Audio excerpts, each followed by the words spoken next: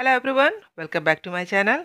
मैं लेकर आई हूँ आज आप लोगों के लिए 1 कप सूजी से बहुत ही लाजवाब और बहुत ही स्वादिष्ट मिठाई, जिसे आप एक बार चख लेंगे ना तो बार बार इसे बनाएंगे और खाएंगे।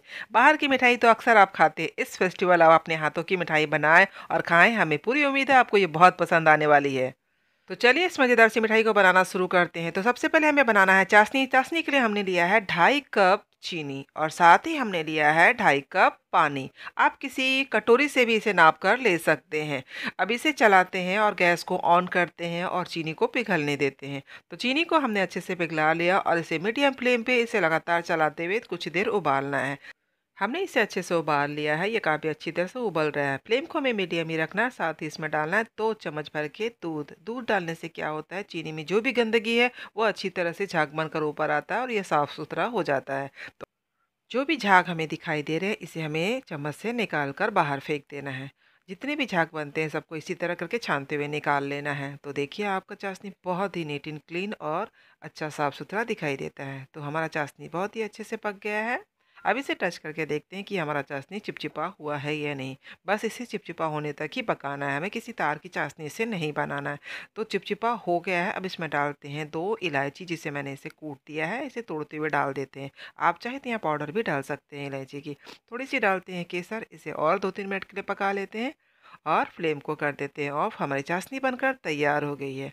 तो बस फ्लेम को ऑफ करके इसे साइड रखते हैं और साथ ही हम यहाँ लेते हैं एक पैन और पैन के गर्म होते ही इसमें डालते हैं 2 चम्मच भर के घी। और घी हमारा गर्म हो गया। अब डालते हैं इसमें 1 कप सूजी। आप किसी भी बर्तन से इसे नाप के ले सकते हैं। और हमने यहाँ पे लिया है बारीक वाली सूजी। अगर आपके पास बारीक वाली सूजी ना हो तो आप यहाँ मोटी वाली सूजी हो तो उसको मिक्सर में डालकर उसे फाइन बना सकते हैं। तो चलिए इसे लगातार चलाते हुए अच्छी तरह से थोड़ी देर इसे भून लेते हैं। इसे इसका कलर हमें चेंज नहीं करना है, बस इसे हल्का भूनकर थोड़ा गर्म कर लेना है सूजी को। तो सूजी हमारी भून चुकी है। अब डालते हैं इसमें 2 कप दूध। हमने 1 कप सूजी लिया तो उसके लिए हमें 2 कप दूध चाहिए। अब इसे लगातार चलाते हुए अच्छी तरह से इसे मिक्स करना है। यहाँ पे हमें फ्लेम को लो रखना है क्योंकि ये बहुत तेज़ी से दूध सोख लेता है और इसे लो फ्लेम पे ही लगातार मैश करते हुए अच्छी तरह से इसे मिक्स करना है जब तक ये डो की तरह तैयार ना हो जाए। अब डालते हैं इसमें थोड़ी सी इलायची का पाउडर और डालकर इसे अच्छे से मिक्स करते हैं। तो डो की तरह ये बहुत जल्दी तैयार हो जाता है, इसलिए इसे तुरंत अच्छे से मिक्स करते हुए चलाते रहना है। इसे 1 सेकंड के लिए भी छोड़ना नहीं है। तो लीजिए पैन हमारा छोड़ चुका है, बस डो हमारा तैयार हो गया और इसे ज़्यादा भुनना नहीं है। ज़्यादा भुनने से मिठाई हमारी सख्त हो जाएगी और अच्छी नहीं बनेगी। बस इसे एक थाली में ट्रांसफ़र कर लेते हैं और इसे अच्छे से फैला देते हैं और थोड़ा इसे ठंडा होने देते हैं। तो लीजिए थोड़ा ठंडा हो गया। अब डालते हैं इसमें 2 चम्मच घी और इसे अपने हाथों से अच्छी तरह से मसलना है। अच्छी तरह से मसल मसल के डो को अच्छे से नरम मुलायम करना है। जिस तरह आप गुलाब जामुन के लिए डो तैयार करते हैं ना अच्छे से मसलते हुए, तो इसी तरह बिल्कुल इसे भी अच्छे से हाथों से मसलते हुए नरम मुलायम करना है। तो लीजिए हमने इसे अच्छे से मसलते हुए डो की तरह तैयार कर लिया और ये काफ़ी नरम मुलायम डो हमारा तैयार हो गया है। बस अब इस करना क्या है, एक छोटी लोई लेनी है और अपने हाथों में अच्छी तरह से इसे गोल गोल घुमाना है और थोड़ा सा हल्का सा दबा देना है। इसे आप अपने मन चाहे किसी भी शेप में बना सकते हैं। तो लीजिए हमारा ये बन चुका है। हम इसे एक सर्कल बना रहे हैं और इसे एक लंबे आकार में भी बना रहे हैं। आप को जो भी शेप पसंद हो आप उस शेप की मिठाई को बनाकर खा सकते हैं। तो लीजिए हमने सारी मिठाई को बनाकर तैयार कर लिया है। बस चलते हैं इसे फ्राई करने के लिए और तेल भी हमने बिठा दिया गर्म होने के लिए। तो तेल को भी हमें मीडियम फ्लेम पे ही रखना है और मीडियम तेल गर्म रखना है।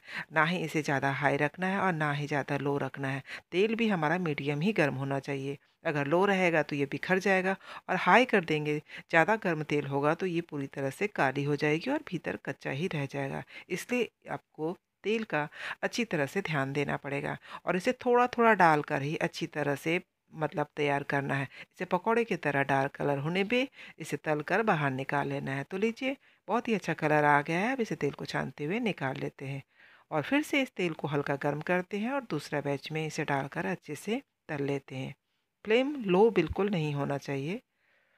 मीडियम फ्लेम पे इसे हल्का तेल को गर्म करते हुए सारे मिठाई को तलकर निकाल लेना है। तो सारी मिठाई को हमने तल लिया। अब लेते हैं चाशनी और चाशनी को इसके ऊपर मिठाई डालने से पहले हल्का गुनगुना कर लेना है। ठंडे चाशनी में हमें नहीं डालना है। तो चाशनी को हमने हल्का गुनगुना गर्म कर लिया था।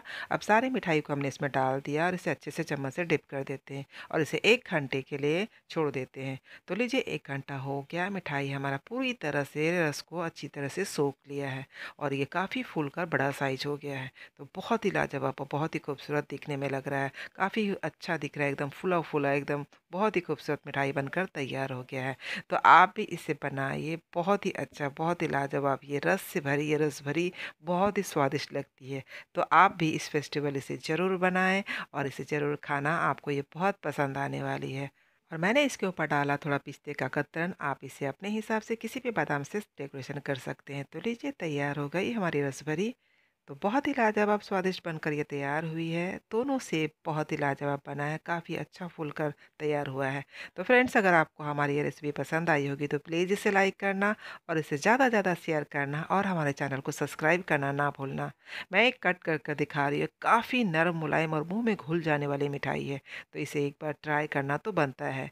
तो चलिए फिर से मिलते एक नई रेसिपी के साथ, तब तक के लिए बाय बाय, टेक केयर और पूरी रेसिपी देखने के लिए थैंक यू।